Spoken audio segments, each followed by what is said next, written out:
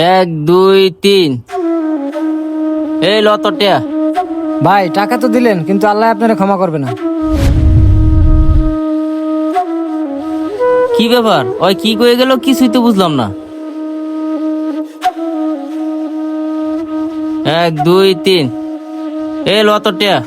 রিয়াজ, ওই কি কইলে কিছু বুঝলি? হ্যাঁ, ওই তো ঠিক কথাই কইছে। আল্লাহ আপনারা কোনোদিনই ক্ষমা করতো না। বুঝলাম না কিছু। ওটা আমি আবার কি করলাম? আপনি কি করছেন আপনার মনে নাই? একটু মনে করে দেখেন। না, আমার মনে নাই, তুই কো আমারে। শুনতে চান? আচ্ছা ঠিক আছে, তাহলে শোনেন। কিসে কিছু বলবা? হ্যাঁ বাবা, কিছু বলতাম তোরে। কি বলবা বলো। আমার না 500 টাকার দরকার বাবা। কি সুন্দর কথা, 500 টাকার দরকার। সারাদিন তো তাও করো বইয়া, কাজ কাম তো কিছুই করো না। টাকার দরকার লাগলে ঠিক হইতে রয়ে বড়। দেখো, আমি টাকা পয়সা কিছুই দিতে পারবো না। বাসায় যাও, আর নাইলে বাসায় না গেলে রাস্তায় কোনো জায়গায় যাইয়া ফিরে মরে তো।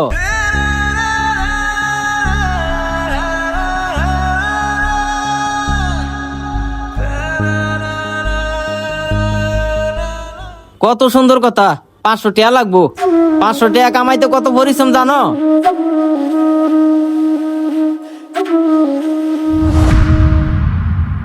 কি হইলো?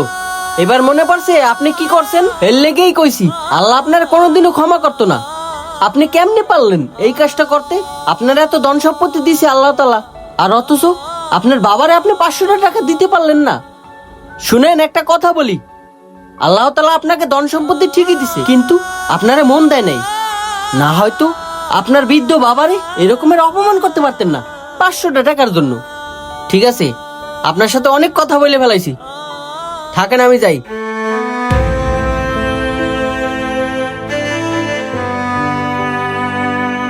হ্যাঁ হ্যাঁ, সত্যি তো।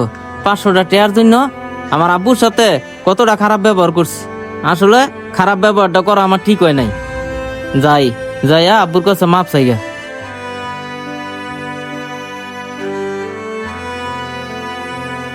কি ব্যাপার বাবা, সারাদিন বেলা তুমি বাসায় যাও নাই? বাসায় যাইয়া খুঁজলাম, পাইলাম না। তুই তো আমারে বাসায় যাইতে না করছত, আমি অন বাসায় যাবো কি করতে? আর এইসব তো আমি রাগের মাথায় কইছি। এর লাগে কি তুমি বাসায় যাইবা না? আচ্ছা, যাওয়ার হইছে।